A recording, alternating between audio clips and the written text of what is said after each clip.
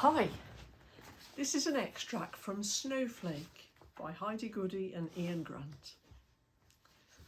My parents moved house without telling me, kicked me out of my own home at the tender age of 25. I sat back in the taxi and wondered what all this meant. I mean, it's not normal, is it? That meant they'd been in my room and touched all my things. Isn't there a human right that says they're not allowed to do that? I read this article once that says that a landlord has to give you 24 hours notice before entering your property. I had rights, didn't I? I'd never lived anywhere else and I had no idea what to do next. I thought about my room. What if the new occupant decided to redecorate? She was sure to get rid of the freehand unicorn border that I added. Dad said they looked like pole dancing horses. I was more shocked that he knew what pole dancing was than his criticism of my art. Dad doesn't always understand my art. He calls it doodling. I don't think he's been deliberately offensive. My fingers went to the pendant I bought in Crete that hung around my neck. It was a heavy red stone, some sort of onyx, I think, with a white cameo carving on the top of a man kneeling in adoration before a woman on a pedestal. I hadn't really considered the image properly before. I just liked the shape and colour of the whole thing, and the guy selling it really wanted me to have it. I suppose the woman in the cameo looked a little bit like me, although her figure would probably be described as statuesque. Mine was at best thin and shapeless, and her hair fell in bouncing tresses, unlike my wild frizz. Comparing myself to some ancient Greek figure and finding I came up short did little to lift my mood. I took out my notebook and sketched a little. I drew Florrie, my cartoon alter ego. Definitely a thin and shapeless figure with a wild frizzy hair, standing in an empty void, homeless and all alone. I added a black cloud above her head. I sketched out another panel of two wicked, sharp-toothed parents, carrying suitcases stuffed with cash and walking towards a waiting jumbo jet. Jed gave a small cough. We were parked outside the corner shop. I sighed and got out. Let me talk to Mr. Patel. I'll be right back. It's still on the meter, he said. I always feel like a dwarf in Mr. Patel's shop. He has this counter that's so high up, you get a crick in your neck when you talk to him. I'm guessing someone once told him that people buy more of the things that are at eye level, so he's made sure all the sweets, lottery card and weird natural highs are right in your face. I need your help, I said to him. Yes, he said. I'm Laurie Belkin, Mr. Patel. I need to know where you're delivering the papers for my parents now. I gave him my best smile. He looked down at me from his eyrie. I am not Mr. Patel, he said, and tapped a lapel badge that said, Hi, I'm Norman. Above, in a smaller font, Small business owners, we do it on your doorstep. Where's Mr. Patel? I said. He went back to Wolverhampton, I think. I've only been away 2 weeks and everything changes. The Patels sold this place 7 years ago.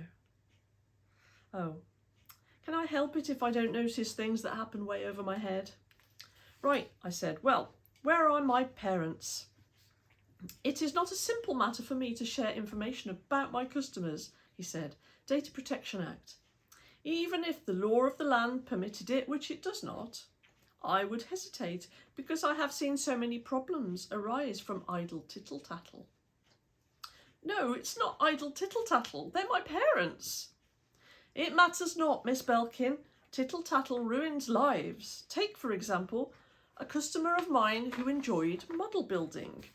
I shall not speak his name, but you will know him immediately when I tell you that he walks with such silent purpose that you might imagine he is building a Terminator in his garage. Now, if I were to tell you that as well as the Modeler magazine, he also has on order the men's magazine Razzle, you might not be shocked, but those other fellows from the model club, perhaps they would be.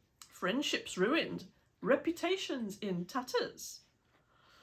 Yes, I'm not planning on ruining any friendships or whatever. I just need an address. Ah, he said, with the sound of a sage old Yoda figure about to dispense some wisdom. But from little seeds mighty oaks do grow. I give you an address. It's only the thin end of the wedge. Say, I was to tell you that a local lady, obviously I can mention no names, but you'll know her hanging baskets. Say, I was to mention that her newspaper order hasn't recently been amended. Norman tapped the side of his nose. She's always had BBC Good Food magazine, as you probably know. But last month she added fine woodworking and garden news. You don't need me to tell you what that means. Even the dullest of wits might infer that you-know-who has moved in with her. After that business he had with the fraud squad, I thought we'd seen the last of him. I was keen to bring him back round to the subject of my parents. The evening mail is all that my parents have delivered, I said, so can you tell me where you're sending it now?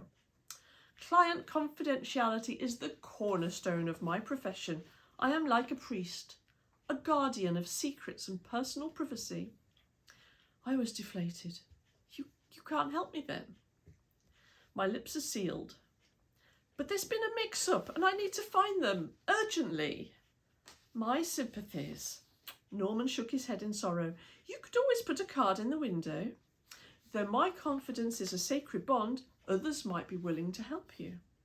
I looked across at the window where postcards were stuck in uneven rows. I always enjoyed reading them. I knew without looking that there was one trying to sell a boy's bike for £70. It had been there for months, as nobody was going to pay that much. One that offered a greenhouse free to anyone who was brave enough to dismantle it. And one that offered Reiki massage in the comfort of your own home. I had no idea what a Reiki was or why it might want massaging. Fine, I'll do that. Have you got a pen? Norman handed me a card. And have you got a card? He looked at me. People normally provide their own cards. I need to think about my overheads. Is that a no then?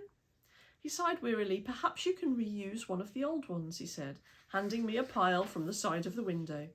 I smiled at him and turned one over. I hovered with the pen for a moment while I thought about how I could convey how important this was. Have you got any more pens, Norman? Maybe some coloured felt tips? No. In an effort to do the best job with limited materials, I dug out my sketching pencil from my bag. I drew large, bulbous exclamation marks on the left and right sides of the card.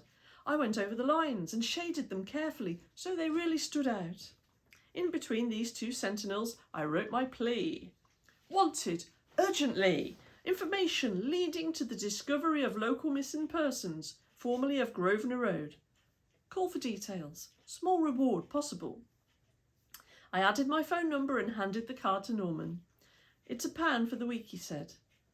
I patted my pockets. I'll drop that round to you later. He scowled, but he put the card in the window. A thought crossed my mind. If I'm going to owe you £1, could I round it up a bit? He turned and looked at me, his eyebrows raised. I was thinking we could round it up to, say, 50. Lend me another £49 and I'll get it back to you as soon as I can. I need to pay this taxi driver, see? He took a deep breath and stared at the ceiling for a few seconds before replying. I try to avoid swearing in the presence of ladies, but for you, I might make an exception. Get out of here and do not come back, unless it is to bring me my £1. Do you hear? I made my exit and approached Jed, who sat in his taxi by the curb. I braced myself for another challenging conversation. Jed, are you someone who is motivated purely by money? I asked. He gave the question a moment's thought. Yeah, pretty much. I was hoping that he might be slightly more open-minded. Have you ever thought that there might be more important things? Like what? He asked. Oh, I don't know. The simple enjoyment that comes from being out and about on a lovely day like this. Jed looked sceptically at the sky, which was a discouraging shade of pewter. I tried again. How about the pleasure of someone's company? I know that I've enjoyed our time together today. The bit I always look forward to is the part where you pay me, said Jed, his eyes narrowing with suspicion. Are you saying you haven't got the money or something? Well, that depends. On what, he asked. On whether you mean actual cash? I can offer you payment in some amazing sausage that you can't even buy in this country. How about that? You can't have all of it, obviously. But he started to shout at me then, which was a little unnecessary when I was trying to be reasonable. If you mean the stuff that's made my cab smell like tramp's feet, then you've got to be out of your mind. He got out and slammed the door. He kept shouting as he stomped round to the boot. If a fare doesn't pay, then I'd normally hang on to their bag until they bring me some money. But it's going to take hours before that stink goes. There aren't enough air fresheners in the world to cover up that horrible smell. It's not a smell, it's a fragrance. Bold but beautiful. He opened the boot and took out my bag. He wasn't very careful about how he put it down on the pavement, and it popped open. I was slightly mortified by the sight of my unwashed smalls spilling out, but Jed put his arm over his face as a fresh waft of the Lucanico Sapio sausage smell was unleashed. He hurried round to his door, muttering about me being blacklisted, and then drove off.